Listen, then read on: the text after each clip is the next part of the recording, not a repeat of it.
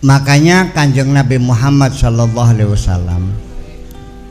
mengatakan begini, ittaqi syarra man ahsanta ilaih. Waspadalah, hati-hati, syarra man ahsanta ilaih, menghadapi kejahatan orang yang pernah kamu baiki. Sok logikanya gimana?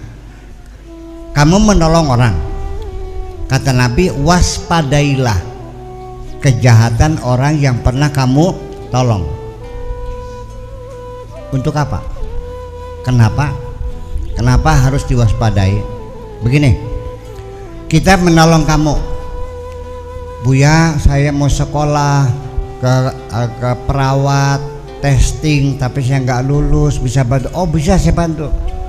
Saya telepon siapa? Direkturnya, si Pak Profesor Hasan. Oke Pak Hasan, ini titip ada anak saya Purwawinangun mau ikut kuliah nggak lulus. Oke, akhirnya kamu diterima. Seneng nggak saya bantu? Logikanya orang yang pernah saya bantu pasti dia akan menghargai saya, betul nggak? Ketemu di jalan pasti nyapa nggak? Buya, pada yang pundi. Iya. Dan semua semakin kita banyak berbuat baik pada orang pasti akan hormat kepada kita. Lalu apa urgensinya Kanjeng Nabi pesan berhati-hati kamu dijahati oleh orang yang dulu pernah kamu bantu? Kenapa? Sebabnya karena kalau orang itu menjahati kita dan dulu pernah kita bantu, akibatnya sakit hati kita ini keterlaluan. Hati kita sangat sakit hati sekali kalau kita dikhianati oleh orang yang kita percaya, yang kita bantu. Percaya enggak?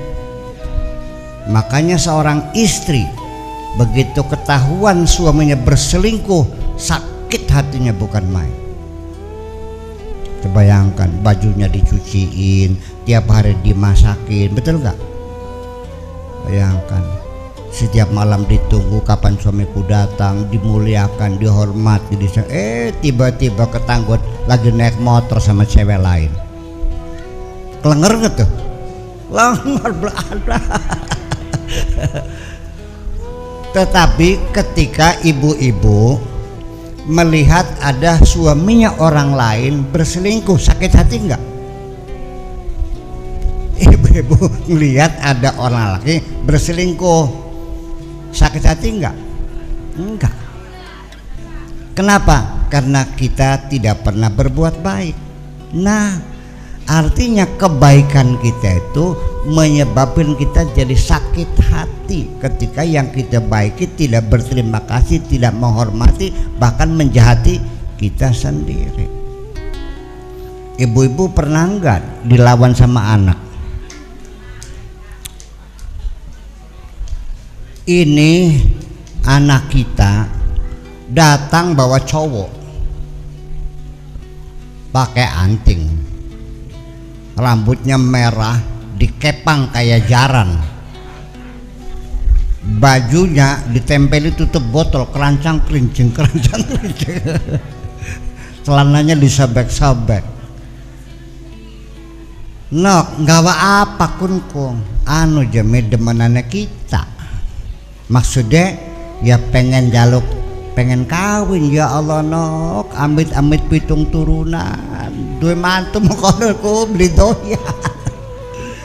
Tapi mikulana demen si priben. Ya Allah, maksa terjadi pertengkaran sampai ibunya ultimatum, kalau kamu tetap maksa dengan pacarmu yang kayak kuda dikepang seperti itu, pakai anting sampai lidahnya dikasih sidik jarum, nggak pernah mandi, baunya perengus. Ya sudah, kalau kamu memaksa, pilih salah satu, ikut sama kuda kepang atau ikut sama ibumu. Tiba-tiba anaknya mengatakan, "Mi, saya akan bersama kekasihku." Bleg klenger, ya Allah, oh Masya Allah, kayaknya udah hancur redam hati ibu. Betul nggak? Kenapa? Kalau yang lawan anaknya orang lain, sakit hati nggak? Kenapa? Karena kita tidak pernah merasa berbuat baik. Dengarkan baik-baik, sakit hati ibumu kayak apa rasanya? Berpuluh-puluh tahun, 9 bulan ibumu tidak bisa tengkurap, betul nggak? Bisa tengkurap nggak, Bu? Bayangkan membawa kamu dalam perut. Waktu kamu keluar, mempertaruhkan nyawa ibumu itu, mempertaruhkan antara hidup dan mati, berjuang untuk melahirkan kamu dalam dunia. Setelah lahir, berapa tahun ibu tidak bisa tidur nyenyak, nyebokin kamu, betul nggak? Nyusuin kamu, ganti popok kamu, sekolahnya kamu tiap hari di TK 2 tahun nganter kamu sampai SD, SMP, sampai kuliah, sampai sarjana. Kayak apa jerih payah orang tuamu, kemudian kau hilangkan jasa orang tuamu. Lebih baik ikut sama kuda kepang tadi itu. Sakit enggak? Itulah makanya percayalah bahwa kamu harus tahu diri ke depan. Saya pernah mengatakan bahwa saya sering hilang mobil, saya sering hilang uang, kemalingan biasa. Saya tidak terlalu sedih. Kenapa? Uang bisa saya cari lagi, mobil bisa beli lagi, betul nggak? Rumah kebakar juga bisa bikin lagi. Tapi ketika ibu saya meninggal, tidak ada kesedihan yang melebihi perpisahan dengan seorang ibu. Kehilangan ibu sama dengan kehilangan segala-galanya. Mumpung masih hidup, baikilah ibumu itu. Dengar baik-baik, dengar nggak? Iya, jangan kau kecewakan.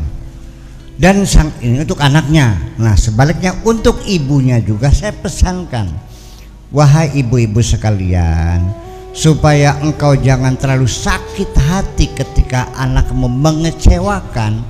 Yuk sejak sekarang kita ini coba semua nota-nota, beli susu, notanya dikumpulin.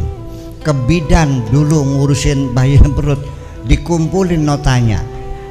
Ya, sampai nyebokin sehari tulis 100.000 biaya nyebokinnya, dicatat semuanya.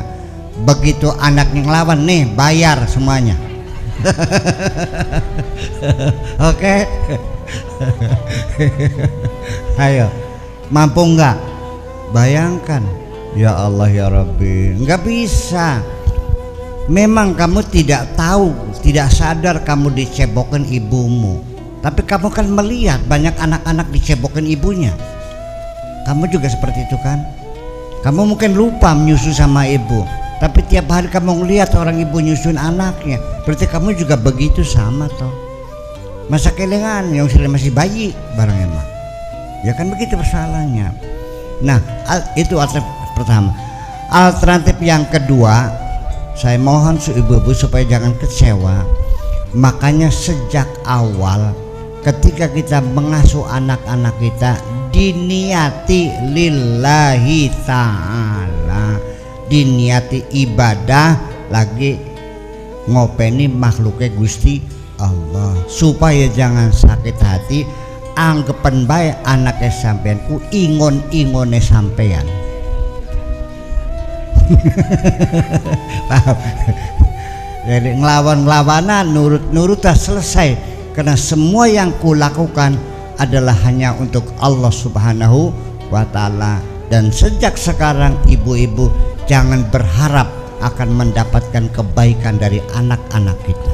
Beli doyan, beli pengen di pedisira ya ora. Siap gitu? Wahai anak-anak sekalian, ibumu tidak pernah berharap engkau mengembalikan budi baik ibumu. Ibumu membesarkan sebagai ibadah. Kalaupun kamu berbuat baik kepada ibumu adalah bukan karena jasa ibumu, tapi karena engkau bertuhan dan berterima kasih kepada Allah Subhanahu wa Ta'ala yang telah mencipta kasih sayang dan diletakkan di dalam hati ibumu. Tanpa kasih sayang Allah ciptakan, tidak mungkin ibumu sayang kepadamu itu. Dengarkan baik-baik. Ada nggak bayi yang dibungkus koran dibuang di tempat sampah? Ada. Ada nggak bayi yang langsung diinjak di WC, disiram? Karena Allah tidak menciptakan kasih sayang di hati ibunya. Jadi ibumu begitu sayang, bersyukurlah Allah telah membangun cinta kasih sayang di hati ibumu, sehingga ibumu siap berkorban dengan segala-galanya untuk sekolah anaknya, sampai jual rumah, jual sawah, jual gelang buat masa depan kamu. Dengarkan baik-baik. Jadi kalau kamu menyakiti hati orang tua, menyakiti itu orang tua. Apa orang tua? Sesama teman juga nggak boleh menyakiti itu. Habis terkuras kebaikanmu itu. Dengerin baik-baik. Ketika orang tuamu dalam keadaan sakit hati lalu mengatakan sesuatu, dijamin pasti terjadi. Saya mau cerita nih, cerita anak-anak sekalian. Teman saya sendiri, teman main dulu, teman mancing dulu, bertengkar dengan ibunya karena dia ingin sesuatu, ibunya nggak mau. Dia minta suruh dijual perhiasannya, ibunya bilang ngapain. Akhirnya nggak tahulah kenapa saling marah sampai ditampar ibunya. Bayangkan, Bu, anak nampar ibu.